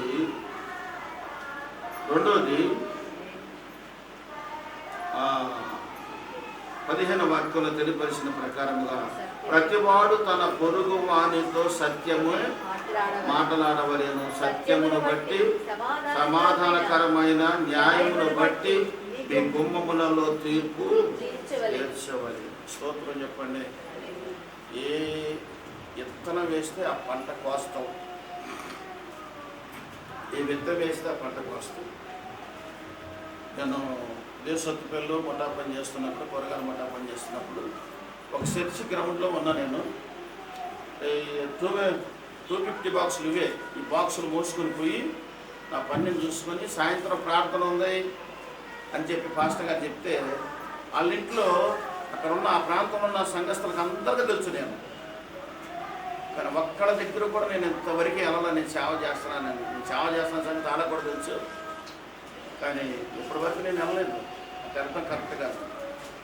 అయితే పోయి ఆ బాక్సులు పెట్టి నేను మా కాంగు కొట్టుకుంటా ఆ ఫోన్ ఒకటి ఉండేది, మాట్లాడే పాటలు పాడే, అది తలకు పెట్టుకుంటే అది ఇక్కడ దాకా వచ్చేది అనమాట. మన దగ్గర కూడా చెడిపోయింది. అట్లా పాటలు పాడుకుంటా కాంగు కొట్టుకుంటా పాస్టర్ గారు అమ్మగారు వాళ్ళందరూ వచ్చిన దాకా పాటలు పాడుకుంటుంటే, వాళ్ళు వచ్చిన తర్వాత అమ్మగారు అయ్యగారు అలాగే వాళ్ళ అల్లుళ్ళు వాళ్ళ కూతుళ్ళు అందరూ వచ్చిన తర్వాత అప్పుడు అయ్యగారు వాక్యం చెప్పి ఆ తర్వాత వాళ్ళందరూ భోజనాలు చేసిన తర్వాత వాళ్ళతో కూడా కూర్చునే అవకాశం నాకు ఉండేది కాదు. వాళ్ళందరూ భోజనాలు చేసిన తర్వాత వాళ్ళకి పిలిచి మళ్ళీ అన్నం పెడితే ఆ ఇంట్లో ఒక ముద్ద అన్నం తిని మళ్ళీ ఈ బాక్సులన్నీ మన మందిరంలోకి జాయిన్ చేసి కాబట్టి నాకున్న పరిస్థితులను బట్టి అక్కడ ఆ పరిచర్య చేసుకుంటూ ఉన్న ఆ రోజు నేను ఆ పరిచర్య చేయడానికి వెనకాడలేదు. ఆ రోజు బాక్సులు మోసా, ఆ రోజు మైకులు పెట్టా, ఆ రోజు పాటలు పాడా, ఆ రోజు కాంగు ప్లే చేశా, ఆ రోజు అయ్యగారు అప్పుడు ఎటుబడితే అట్టు నేను ఆ కాంగు వేసుకొని అయ్యా నువ్వు రెడీ ఉండాలి, నువ్వు బయలుదేరాలంటే ఎటుబడితే ఆయన చిన్న కారు ఉండేది, ఆ కారు పడి వెళ్ళిపోయేవాడిని. జీపుడు దేవసాయం గారు ఎప్పుడబడి వెళ్ళిపోయేవాడిని. కందుకూరు అంటే కందుకూరు, ఎక్కడ పడితే అక్కడికి వెళ్ళిపోయేవాళ్ళం. ఇటు లంకసాగరు తండాకి వెళ్ళేవాడు. ఇట్లా ఎక్కడికంటే అక్కడికి వెళ్ళేవాడు. పరిసరిలో ఒక రోజు తిండి కూడా ఉండేది కాదు, దొరికేది కాదు. అలాంటి పరిస్థితులు అట్లుండేది. కానీ ఆ రోజు ఆ పరిచర్య చేశా, ఆ బాధలు పడ్డాను, అభ్యంతరం పడ్డాను కనుక ఈరోజు నా బాక్సులు నేను పోయటానికి దేవుడు నాకు ఒప్పుకోవట్లేదు. స్తోత్రం చెప్పండి. ఆ రోజు నేను మోసాను, ఈరోజు ఈ పరిచర్యలో బాక్సులు కొంతమంది మోస్తున్నారు, ఈరోజు మైకులు కొంతమంది పెడుతున్నారు. ఇప్పుడు మైకి పెట్టడం నాకు ఎప్పుడో మర్చిపోయాను నేను. ఆ రోజు వన్నీ తెలుసు నాకు, ఈరోజు ఏమీ రాదు. ఆ రోజు నేను ఏదైతే విత్తనం నాటానో ఈరోజు ఆ పంటను నేను కోస్తా ఉన్నా. దేవునికి స్తోత్రం. అందుకని పరిచర్య చేయడానికి అందుకనే ఈ యొక్క చిన్న పని కూడా మీరు చేయకూడదనే ఉద్దేశంతోనే, మరి ఎక్కడ మీరు బాధ పెట్టుకుంటారో మీకు సరిగ్గా వాక్యం కూడా తెలియదనే ఉద్దేశంతోనే తెలిసిన వాళ్ళు ఉన్నారు, అలా చేయడానికి అవకాశం లేదు. తెలిసిన వాళ్ళు ఉన్నారు, అలా చేయడానికి అవకాశం దొరకదు. ఎవరన్నా ఏదైనా అమ్మ మరి మందిరం తరపు నుంచి ఈ కార్యానికి పనికి నా సొంత ఇంటికి తీరాను కూడా నేను అడగను, అంత అవసరం నాకు లేదు, నా దేవుడు నన్ను నడిపిస్తాడు అన్న మనకు ఒక కామంటుంది. అంతమందిలో కూడా మా ఆయన చెప్పండి నాకు చెప్తారే, సిగ్గుండాలి కొంచెం. దేవుని పని నువ్వు బిడ్డవైనా ఆత్మీయ బిడ్డవైనా స్తోత్రం చెప్పు. దేవుని పని మాట్లాడే విధానం తెలుసుకోవద్దు, ఎక్కడ మాట్లాడాలి, ఎక్కడ ఎలాగ ఉండాలి, ఎలాగా సేవకుడితో మాట్లాడే విధానం. బైబిల్ లేకపోతే నువ్వేమి నేను ప్రార్థన చేస్తే నీకు మీరేట కలిగింది. అసలు బైబిల్ లేకపోతే చెప్పండి. నాకు మొహమాటం లేదు, ఏ సైకి లేదు, నాకు లేదు. అందుకని చాలామంది పోయారు, పోయిన వాళ్ళందరూ ఇన్ని బాధ పడుతున్నారు నాకు బాగా తెలుసు. కొంతమంది భూమి మీదనే లేదు. స్తోత్రం. ఖచ్చితంగా ఉన్నదని చెప్పకపోతే నీ కుమ్మములో తీర్పు వచ్చేసింది. స్తోత్రం చెప్పండి. నీ కుమ్మములోకి తీర్పు వచ్చేసింది. కొంతమంది భర్తను వివాహం అయిన తర్వాత కొన్ని రోజులు పోయిన తర్వాత ఆ ప్రేమ చల్లారిపోయిన తర్వాత పురుగును చూసినట్టు చూస్తారు. అక్కడ బతుకులేటి 6 రోజులు కనపడతారు, ఏడుస్తున్నారు. అయ్యా ఒకప్పుడు నేను నా భర్తను ఇబ్బంది పెట్టా, ఈరోజు నా బతుకంతా శాండాలం అయిపోయిందని ఏడ్చేవాడు. నేను చూస్తాను, నీ కళ్ళారు చూస్తాను. గౌరవతులు నేర్చుకో. అందుకే ఎపిసోడ్ రాసిన పత్రికలు తెలియపరుస్తున్నాడు. ఎన్నో చెప్పాలని ఉంది, సమయం ఉండదు. మన సమయానికి ఆ శుక్రవారం గుడుకం, వాక్యం ఏంటంటే శుక్రవారం ఊరుకోం. శుక్రవారం మంది కాదు, ఆదివారం క్రైస్తవులు మనము. నువ్వు ఎన్నిసార్లు చెప్పినా సిగ్గులేని క్రైస్తవులు మేము, అంతే. ఆదివారం క్రైస్తవులే మేము. నేనంతా నువ్వు ఎంత సహకరించినా సరే దేవుని పనిలో నువ్వు పాలు పంపులు పొందాలి. దేవుని స్తోత్రం చెప్పండి. దేవుని పనిలో నువ్వు పాలు పంపులు పొందాలి. నేను చెప్పాను కదా, ఎక్కడైనా ఏదైనా మరక ఉంటే ఇది దేవుని మందిరం, దాన్ని శుభ్రం చేయాలని ఆశ నీకు ఉండాలా. ఆ ఆశ నీకుంటే నీలో ఉన్న, నీ పరిస్థితిలో ఉన్న ప్రతి విధమైన మరక, డాగు, మచ్చ లేకుండా ఎక్కడుంది ఈ వాక్యం? కాబట్టి అక్కడే కదా ఇప్పుడు చెప్పే కదా, ఎఫెసీయులకు రాసిన పత్రిక కదా, డాగైనను మచ్చైనను మీ భార్యలను ప్రేమించుడి, అటువలి క్రీస్తు కూడా సంఘమును ప్రేమించి అది కళంకమైనను ముడతైనను అటుది మరి ఏదైనను లేక పరిశుద్ధమైనది గాను నిర్దోషమైనది గాను మహిమగల సంఘము గాను ఆయన తన ఎదుట దాన్ని నిలవబెట్టవలనని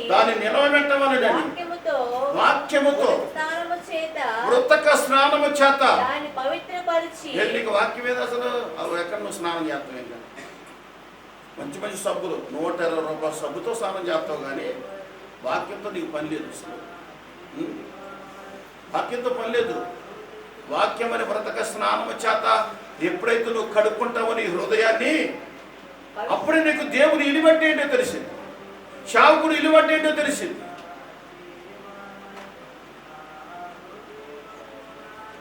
ప్రేమించాలి, లోబడాలట. ప్రేమించాలంట, లోబడాలట.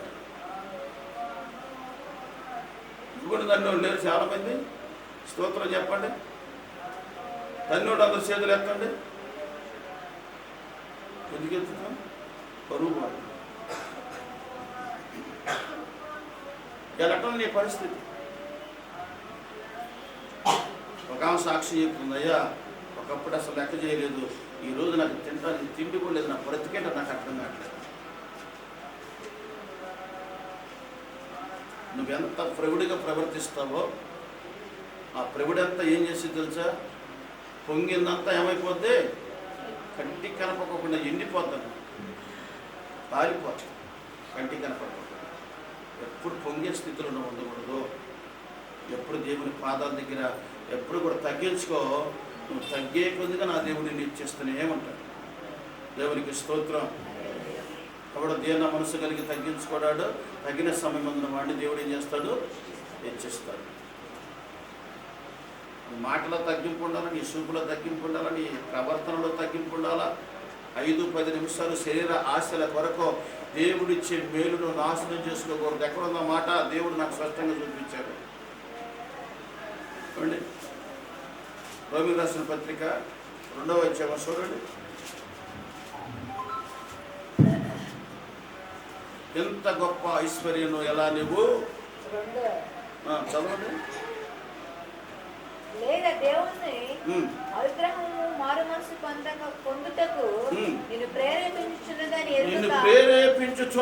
వెరుగక ఆయన అనుగ్రహ ఐశ్వర్యమును సహనమును దీర్ఘశాంతమును తృణీకరించుదువా, నీ కాఠిన్యమును మార్పు పొందని నీ హృదయమును అనుసరించి ఉగ్రత దినమందు అనగా దేవుని న్యాయమైన తీర్పు బయలుపరచబడు దినమందు నీకు నీవే ఉగ్రతను సమకూర్చుకుంటున్నావు. కోట్ల రూపాయలున్న ఆ ఉగ్రత తప్పించగలిగిన నాథుడు లేనే లేదు. దేవుడు మనతో మాట్లాడుతున్నప్పుడు మనం సరి చేసుకుందాం గాక. దేవునికి స్తోత్రం. పరిశుద్ధాత్మ దేవుడు మనతో మాట్లాడుతున్నప్పుడే మనము సరి చేసుకుంటే ఆ పరిశుద్ధ ప్రభు నాకు ఇచ్చిన మాట ఇది. నేను కాస్త కఠినమైన స్థితి కలిగి మందిరానికి వెళుతుండే, నేను లోకములో ఖర్చు తిరుగుతున్నప్పుడు ప్రభు నన్ను చివరిగా గద్దించాడు. ఈ మాటకు నేను లోబడ్డాను. ఇప్పటి వరకు లోకంలో కలవాలని కానీ లోక పరిస్థితులను నేను ప్రేమించాలని కానీ ఆశ కానీ ఆలోచన కానీ నాకు నా గుమ్మం ముందు కూడా రానివ్వను. స్తోత్రం చెప్పను. హల్లెలూయా. దేవునికి స్తోత్రం. చూసారా, ఆ మాట అందరూ కూడా అండర్లైన్ చేసుకోండి. అందరి జీవితాలలో ఉపయోగపడింది. గొప్ప ఐశ్వర్యాన్ని పోగొట్టుకుంటాం, మనం దేవుని కృపను పోగొట్టుకుంటున్నాం. కాఠిన్యము చెందిన మన హృదయాన్ని బట్టి మనం ఏం పొందుకుంటామో తెలుసా? దేవుడు ఒక రోజు తీర్పు తీర్చబోతున్నాడు. ఆ తీర్పు లోబడబోతూ ఉన్నాడు. ఇందాక మనం చదువుకున్న దాంట్లో నీ గుమ్మములోని తీర్పు తీర్చబడింది. ఇది పరలోక తీర్పు. ఈ లోకంలో ఉన్నప్పుడు ఒక తీర్పు ఉంది. ఆ తీర్పు ఈ లోకంలో ఉన్నప్పుడు వచ్చేసింది. జాగ్రత్త, నీ ప్రవర్తన ఎలాగుందో సరి చేసుకోవాలా. దేవుని పరిస్థితిలో నేను ముందంటే ఉన్నారు. కొంతమంది ఇళ్ళలో ప్రార్థన పెట్టిస్తారా? సీమోను, యేసుప్రభు వారు సీమోను అనే వ్యక్తి పిలిచాడు,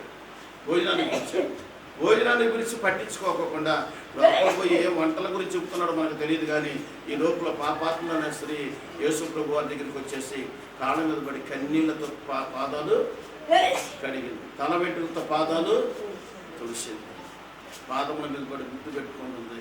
ఏం జరిగింది తెలుసా? సీమోను అనే వ్యక్తి బయటకు వచ్చేసి, అసలు ఈయన నిజముగా ప్రవక్తేనా? ఎందుకలా చేస్తున్నాడు? పాపాత్మ స్త్రీని ముట్టుకుంటే ఆయన దగ్గర రానిచ్చాడేంటి అనుకుంటున్నాడు. అవునట్టు తెలిసేనా? ఒక సాదృశ్యం చెప్పాడు. 50 ధ్యానారములు లేదంటే 500 ధ్యానములు ఎవరిని ఎక్కువ ప్రేమించాడంటే ఇద్దరిని ప్రేమించి ఇద్దరిని కూడా క్షమించాడు. అయితే ఎక్కువగా పాపం చేసింది స్త్రీ కనుకనే ఎక్కువగా కన్నీరు గార్చి ఏం చేసింది? నేనైతే భోజనాన్ని పిలిచావు, నువ్వు నా కాళ్ళకు నీళ్ళు కూడా యేసుప్రభు వారు అన్నాడు. చేపడాలనుకుంటే అట్ట మరి మీకు తెలియాలి కదా. మనం ఎప్పుడైనా ఇంట్లో భోజనం చేసామనుకోండి, కనీసం తుడుచుకుంటాను, తుండు కూడా ఎంతమంది చెప్పడం మనకుందా అలవాటు? సేవకుడు తుడుచుకోవడానికి ఇస్తామా? మనం తుండిస్తామా? కొంతమంది ఇళ్ళల్లో అయితే ఇప్పటికీ గమనిస్తాను, ఒక ప్లేటు సున్నమిరాలు పెట్టినట్టు ఒక ప్లేటు వేరే పెడతారు, ఒక తుండు వేరే పెడతారు. వాళ్ళు వాడుకునే ప్రతిదీ కూడా వేరే పెడతారు. ఎప్పుడు సేవకుడు వస్తాడో, ఎప్పుడు వాళ్ళ ఇంట్లో ప్రార్థన అయిందో ఆ రోజే బయటికి తీస్తారు. కొన్ని ఇళ్లలో జరుగుతుంది మన సంఘంలో. స్తోత్రం చెప్పండి. పేరు చెప్పాల్సిన అవసరం లేదండి. వాళ్ళని చూసి మీరు నేర్చుకోవద్దు, దేవుడు చూసి నేర్చుకోవాలి. కొంతమంది తుండి కూడా ఎవరండి చేతి తుడుచుకోవడానికి. ఏలియా చేతుల మీద ఎలీసా నీళ్లు పోసాడు కనుక ఏం జరిగింది? ఏలియా పొందుకున్న ఆత్మ ఒకంత అయితే ఎలీసా 2 అద్భుత కార్యాలు చేశాడు. తప్పని కూడా దేవుడు ఎందుకని పరిచర్య చేశాడు. అక్కడ పరిచర్య చేశాడు, ఏలియాకు పరిచర్య చేశాడు. ఏమండి?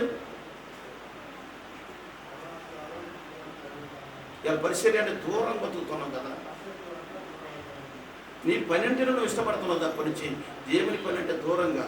అదేంటే అయ్యగారు ఇల్లు అనుకోండి, ఇదంతా పరిశుద్ధంగా ఉంటుంది, మందిరంగా మేము చూస్తున్నాను తెలుసు. ఎప్పటి వరకు మా పిల్లలు వచ్చిన జాగ్రత్త అని చెప్తాం. యమనస్తులు వస్తే జాగ్రత్త, అది ఇల్లు కాదు మందిరం.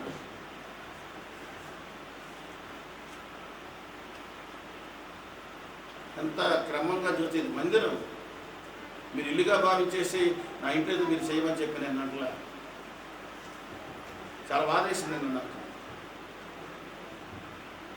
అయినోళ్ళు పట్టించుకోలేదు, ఆత్మబిడ్డలు పట్టించుకోలేదు. పొద్దున్నే పాపం వాళ్ళు వచ్చి చేశారు. నిన్న వాళ్ళు వర్క్ చేస్తుంటే టీలు 2-3 సార్లు టీ తీసుకొచ్చి పోసారు. చేసిన వాళ్ళకి చేసినంత. స్తోత్రం చెప్పండి. దేవుని పరిసరిలో నా సొమ్ము వాడబడాలి, దేవుని పరిసరిలో నా రెక్కలు, నా కష్టార్జితం వాడబడాలి అనే పరిస్థితి నీకుంటే జీవ గ్రంథములో బిడ్డల పేరు రాయమని చెప్పి సేవకుడు ప్రార్థన చేస్తాడు. ఎవరు చేసినట్టుగా? అపోస్తలుడైన పౌలు గారు చేసినట్టు చేశాడా? ఏమని చేశాడు? ఫిలిప్పీ సంఘంలో ఉన్న వారికి ఎవరి గురించి చేశాడట?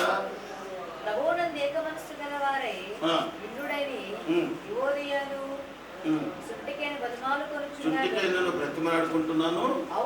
అవును, నిజమైన సహకారి. ఆ స్త్రీలు క్లెమెంతుతోను ఆ ఇతర సహకారులతోను సువార్త పనిలో నాతో కూడా ప్రయాసపడిన వారు గనక వారికి సహాయము చేయమని వేడుకొనుచున్నాను. ఆ సహకారుల పేర్లు జీవ గ్రంథమందు రాయబడి ఉన్నది. స్తోత్రం చెప్పండి. ఎవరి పేర్లు ఉన్నాయంట? తొంగి చూసి వెళ్ళిపోయేవాళ్ళ పేర్లా? చెప్పండి. తొంగి చూసి వెళ్ళిపోయేవాళ్ళ పేర్లా? పరిచర్య చేసిన వాళ్ళ పేర్లా? ఎవరి పేర్లు రాయబడి ఉన్నాయంట? విభాగులుగా ఉన్నవారు. సువార్త పనిలో వాళ్ళు గుప్పెలు విప్పటమే గాక వాళ్ళ ధనాన్ని హెచ్చించి మీటింగ్స్కి సువార్త పనులలో వాళ్ళు పాల్గొంపులు పొందిందే గాక ప్రతి విషయంలో సేవకుడు పక్కమట ఉండి వారి పనులు వారు చేసుకుంటా ఏం చేశారంట? పరిచర్య చేశారు. స్తోత్రం. హల్లెలూయా. చివరి మాట ఏంటంటే ఈ జీవితంలో ఒక పరిచర్య అనేది ఉండాలి. దేవుని పరిచర్య మనుషులకు చేయొద్దు, మనుషులకు చేయమని నేను అంటలా. దేవునికి పరిచర్య చేసే మనసు నీకుందా? ఆలోచించండి ఒకసారి. కొంతమంది జాబ్ ఆలోచన చేస్తున్నారంటే మందిరానికి వెళ్ళి ఆ చెప్పులు కూడా నేను ఏం చేయలేకపోతాను, ఆదివారం రోజు నాకు సెలవు ఉండలేదు కాబట్టి అని ఆ చెప్పులన్నీ క్రమంగా పెరుస్తారు. చెప్పులన్నీ క్రమంగా పెరుస్తారు. మనకు అది చిన్నతనం. చెప్పులని క్రమంగా మెచ్చేవాళ్ళు ఉన్నారు. చిన్న పరిసర ఏదో ఒక పరిసర నేను కూడా చేయాలి దేవుని మందిరంలోనే ఒక ఆశ నీకుంటే నీ పేరు జీవగ్రంథంలో రాయాలని ఆశ నా ప్రభువుకు ఉంటుంది. కనుక ఏమై ఉన్నాం ఒక్కసారి రెండంతల భూమి మీద నువ్వు మేలు పొందుకోవాలి. నీ గుమ్మంలోకి తీర్పు ఎక్కడే తీర్పు వస్తుందంట. జాగ్రత్త. ఇక్కడ నువ్వే విత్తనం వేస్తావు ఆ పంటను కోసుకోపోతుంది. ఆ పంటను కోసుకోపోతుంది. జాగ్రత్తగా కలిగి దేవుని సన్నిధిలో యోహాను సువార్తలో కూడా ఒక మాట రాయబడి ఉంది. 16వ అధ్యాయం 8వ వాక్యంలో చూడండి. 16వ అధ్యాయం 8వ వాక్యం త్వరగా ఆయన వచ్చి పాపమును గూర్చియు నీతిని గూర్చియు తీర్పును గూర్చియు లోకమును ఒప్పుకొన చేయును. లోకులు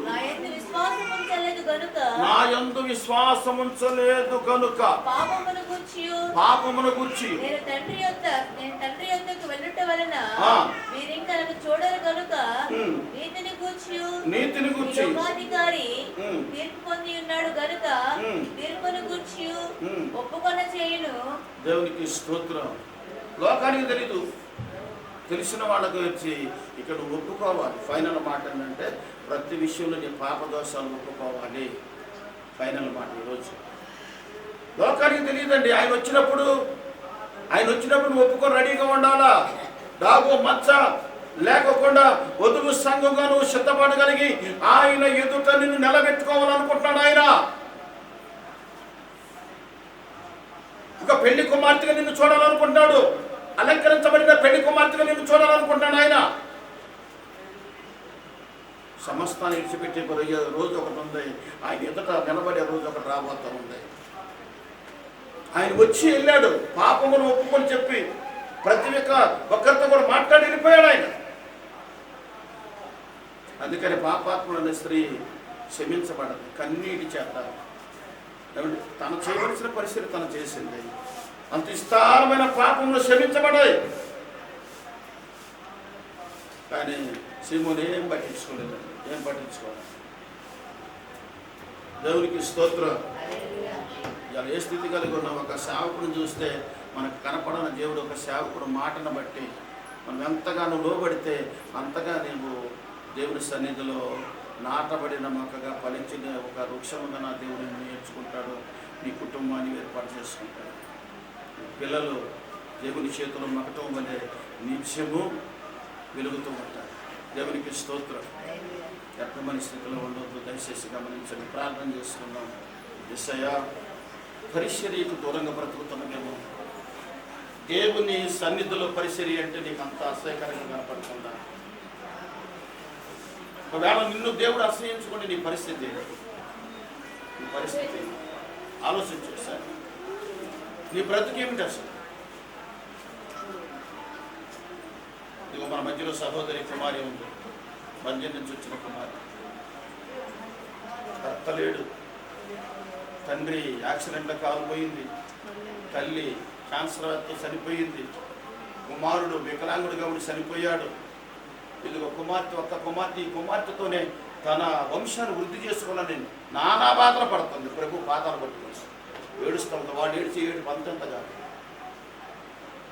నేను అప్పుడప్పుడు ఒక సాక్షి చెప్తాను. ఆ ఏడ్చే అయితే పంతంత కాదు. హైదరాబాద్ నుంచి వచ్చింది అమ్మాయి పేరు శిల్ప. అమ్మాయి గురించి మీరు అందరూ ప్రార్థన చేయండి దయచేసి. ఎందుకు మీకు పరిచయం చేస్తున్నానంటే మీరు ప్రార్థన చేస్తారని పరిచయం చేస్తాను. ఏ ఎత్తనం వేస్తావో ఆ పంటకు వస్తావు. జాగ్రత్త. దేవుని సన్నిధిలో నమ్మకస్తురాలుగా బ్రతకాలి, నమ్మకస్తులుగా జీవించాలి. అమ్మాయి గొంతు ప్రాబ్లం ఉంది, గొంతు సన్నగా ఉండటం వల్ల ఇంత అన్నం పెట్టినా కానీ లోపల ఇంత అన్నం అంటే ఇంత అన్నమే లోపల నోట్లో పెట్టుకుంటే ఆ కాస్త అన్నం మింగటానికి మంచినీళ్ళు కూడా పోసి నానా బాధపడాల్సి వస్తుంది. అందుకని అమ్మాయి అట్లా ఉంది. అమ్మాయి ఏం చదివిందో తెలుసు మీకు? అమ్మాయి ఏం చదివా నువ్వు?